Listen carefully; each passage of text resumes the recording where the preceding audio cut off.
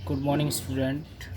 Hindi NCERT English medium sports का lesson number second हम पढ़ रहे हैं। बचेंद्री पाल के बारे में, किस तरह से उन्होंने अपने जीवन में संघर्ष किया और संघर्ष करने के पश्चात जो माउंट एवरेस्ट है वहाँ पर उन्होंने उन मंजिल तक पहुँचे, उसके बारे में हम पढ़ रहे थे। आगे बढ़ते हैं।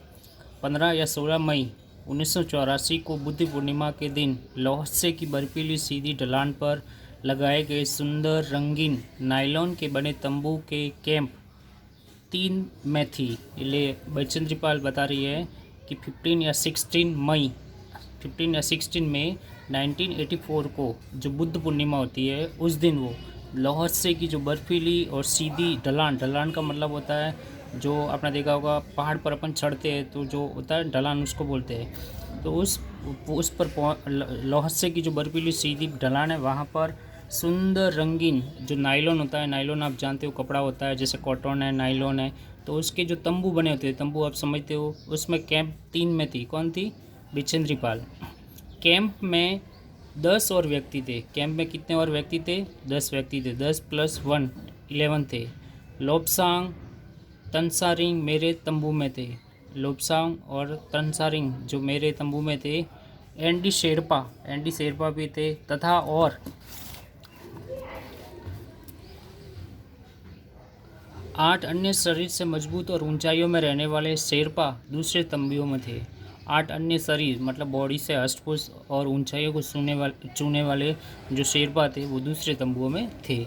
मैं गहरी नींद में सोई हुई थी। लेखिका कह रही है, ये बचेंद्री पाल कह रही है कि मैं बहुत ही गहरी नींद में सोई हुई थी। रात में 12:30 बजे के लगभग मेरे सिर के पिछले हिस्से में किसी सख्त चीज़ के टकराने से मेरी नींद अचानक खुल गई। लेखिका बचेंद्री पाल कह रही है कि मैं गहरी नींद में सोई हुई थी। अचानक रात को 12:30 बजे लगभग लेखिका बता रही है कि मेरे सिर के पिछले हिस्से में, यानी कि पीछे वाला जो पार्ट है उसमें सख्त का मतलब होता है एक मजबूत स्टिकली जो चीज़ होती है, उससे टकराने से उनकी जो नींद है वो अचानक क्या हो जाती है?